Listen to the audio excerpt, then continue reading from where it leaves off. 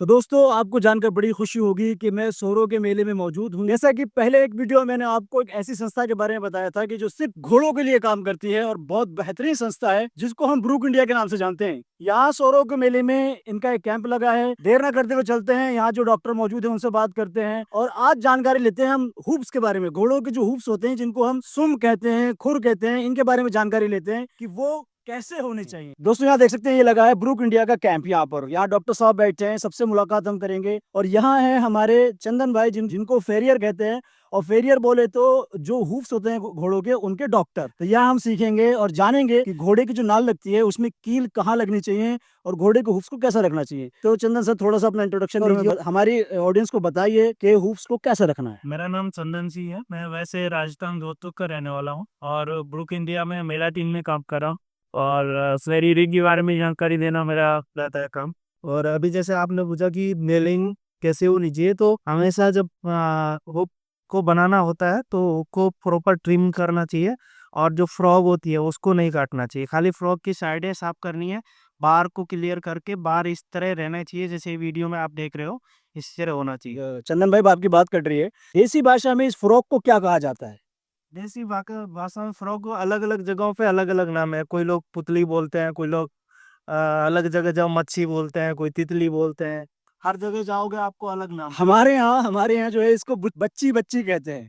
तो दोस्तों ये वो बात जहाँ फ्रॉग जो जिसको कहा जा रहा है वो बच्ची है। चलिए आप अपनी बात शुरू कर सकते हैं। जो पुतली है उसको साइडों से साफ की जाएगी और उसके बाद में आप देखोगे सोल को हल्का ट्रिम होता है। ज्यादा कई लोग क्या है, गड्ढा बनाने के लिए डीप वो कर देते हैं, ज्यादा गड्ढा कर देते हैं, तो गड्ढा नहीं करना है। नॉर्मली सोल ट्रिम करने के बाद में व्हाइट लाइन क्लियर करो और हुक वाल को सही करके नाल लगानी है। और नाल जब नेलिंग करते हो तो पीछे के हिस्से में नेलिंग नहीं होनी चाहिए। सबसे बाहर का जो हिस्सा होता है, वाइटेड बार जिसको बोलते हैं, उससे आगे की तरफ कील लगनी चाहिए, कील की तरफ नहीं लगनी। क्योंकि पीछे का जो ये एरिया होता है, आधा हुक जो है उसका काम होता है फ्लेक्सिब करना, मुड़ना और फैलना। ठीक है, तो इसको जब वजन आता है तो फैल जाता है और जब वजन हटता है तो वापस अपनी जगह पे आ जाता है। इसीलिए इसको फैलने के लिए जरूरी मिलना चाहिए।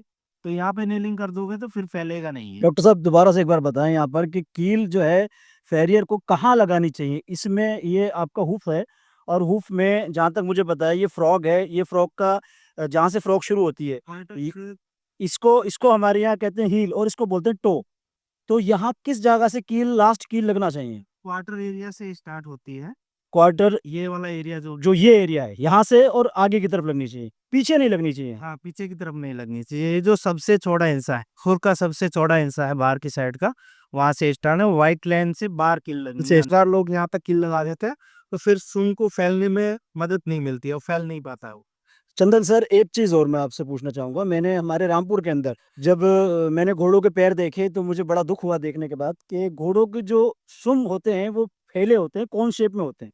मगर मैंने वहां देखे कि घोड़ों के जो सुम थे वो ऊपर से फैले थे और नीचे की तरफ सिकुड़ गए थे। इसका कारण क्या, ये बताइए। सिकुड़ने का कारण मेन चीज ये है कि फ्रॉग काट देते हैं और बार जो है, ये देख रहे हो आप, ये वाला एरिया, जी। इस एरिया को बार बोलते हैं, तो इसको काट दिया जाता है।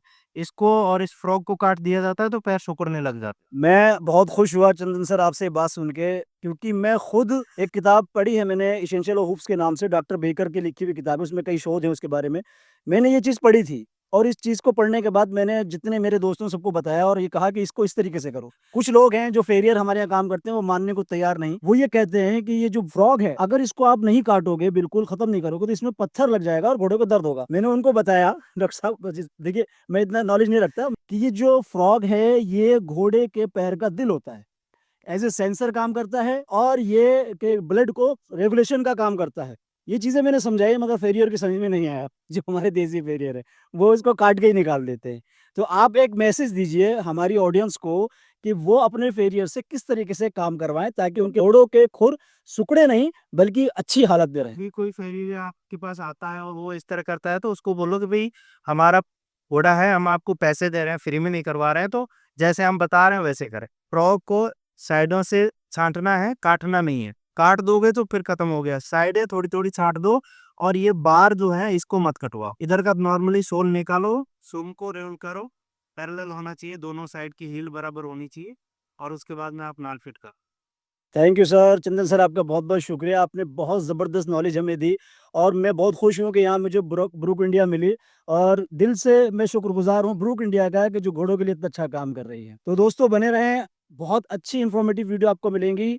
यहाँ और भी डॉक्टर साहब बैठे हैं, सबके इंटरव्यू लेना है मुझे। तो अगली वीडियो में आप देखना ना भूलें, आगे और आपको कई बीमारियों के बारे में जानकारी मिलेगी।